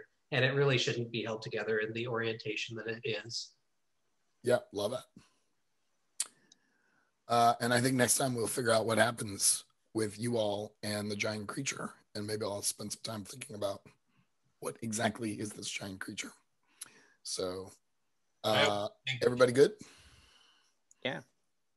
I mean, we don't have to. It's like, but a mech bulette would be pretty rad. Oh, that's such a good idea. I don't know what that is. It's a Dungeon and Dragon monster. It's like ancient days of D&D. Yeah, what my children call first edition Dungeons and Dragons, which I just call Dungeons and Dragons. Yeah. All right. So. I looked up a picture. They look pretty cool. I mean, I totally am down with that, but I was getting that. It's like we need to take that and the tech roll Katamari thing, kind of like moosh those two together, I think, makes for a pretty good image. But I mean, yeah, maybe it starts rolling out looking like this loose conglomeration, and then it starts to unfold and form into a more structured form. That's a little different than what I was looking at. That's interesting. Well, this was my first exposure to it. Okay. It's so funny because my kids will be like, the art in your old D&D books is so terrible. Yeah. And I'll be like, no, it's charming. It's awesome. It's so raw. It's great. But then I see it out of the context of the book and I'm like, oh my God. It leaves a lot to the imagination for sure, which there's a value to that. You know, another thing we could do, armadillos rolling in a ball. I like the armadillo idea. That might fit the whole bill. We've got something that's armored. We've got something that rolls. Many plates that could just be gathered from who knows where. Yep. All right. So before I go down a rabbit hole of searching for mutant armadillos, why don't we do some stars and wishes? And my notes on this game are terrible. Sorry about that. I think last time we started with Abe, so maybe Nicholas, can I start with you? Yeah. I think the highlight of the game, which is really what the star is, right? The highlighted things that you liked. Yes. Yeah. So I really liked when Amanita took out the crowd and made it so that my little voyage out here was just safe and contained. So that was a perfect maneuver. I also really like this armadillo. I think that that's coming in a great direction. So those are the things that I really liked in this session. Wishes, I do hope that we make it to a medical facility. That's a light wish. If it never happens, that's a fun angle as well. Fantastic. Great stuff. And Gerald? Yeah, I really there's two wishes that I wanted to note. I really appreciated from a process standpoint, Dan, just that you asked us like about the narratives that we like. Do we want to do like an episodic, or do we kind of want to go all in like that? I just really appreciated that, and I thought that was a really good bit of process. And then also, Amanita, Abe, just that you jumped into the combat, I think was kind of refreshing. I think my experience has often been a little bit of like, oh, here's a potential foe. How can we teach it the right way to, and there's a lot of table talk around that. But, I really just appreciated it. It was like, hey, this is World of Gamma. It's fun, crazy stuff. Let's have some fun. So I really just appreciated that you dove right in on that. And it was a good time. I think, I kind of have to echo Nicholas, your wish around the medical facility. Like there was that moment in kind of when we were thinking about where we might go, where it sounded like maybe we weren't going to go there. And I have to admit that like my energy was like, oh no, we're not going to get to do the medical thing. What about? I just get to hold that against you forever if we don't do it. So. But I have hope for the future was sort of the other thought. Yeah. There's always the way out. That's right. The evac, and we might make a detour on the evac. So wait, are we thinking that we might actually find like a hospital out here? I must have missed I heard that there was. Amanita communicated it with me. That was the impression I got from Amanita, clear as day. Just a hospital somewhere out here. So I was thinking, legend has it it's a hospital. Maybe it's an urgent care. Right. And really, I'm just looking for like an EKG machine or one of those beds that you can put someone on that we can throw onto our mech thing, something to upgrade my facilities. Yep, totally. Totally makes sense. Maybe we'll find something in the sinkhole. So, Gerald, is there anything else in wishes? You good? That was it. Good. Abe, stars? Stars. I really like how you guys are both taking your characters. It's cool to see them evolve and how you are like, becoming them, in the RPG sense, like kind of starting to inhabit the character. Unintentionally, I've made a video game tank. He's not very deep, so it's like I could just do comedy. But it was totally unintentional.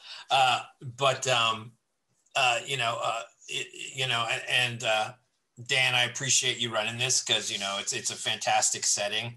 I really like the city we came up with, or the Mutant Rio. I think that's like I don't think I've ever played something that wasn't in imaginary North America.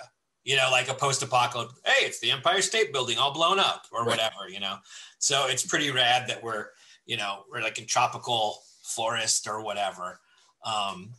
And for wishes, I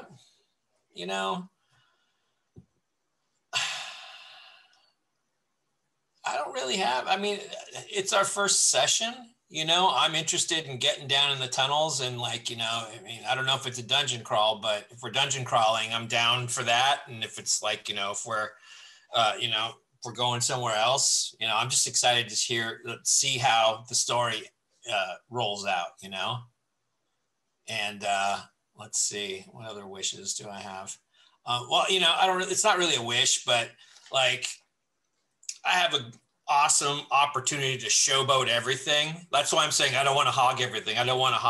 So if you guys think that if it's like kind of like, well, I put him to sleep again, let's keep going. Like if it gets boring, I'm not gonna push it. I'm trying to be aware of this is so a show. I do want to say that the reason that Sunshine is here is because he feels like it's a safe holiday, right? Right. And so if you are not that tank keeping the danger away, I'm going to become a lot less comfortable. That's good. That's not a bad thing. It's a good plot twist.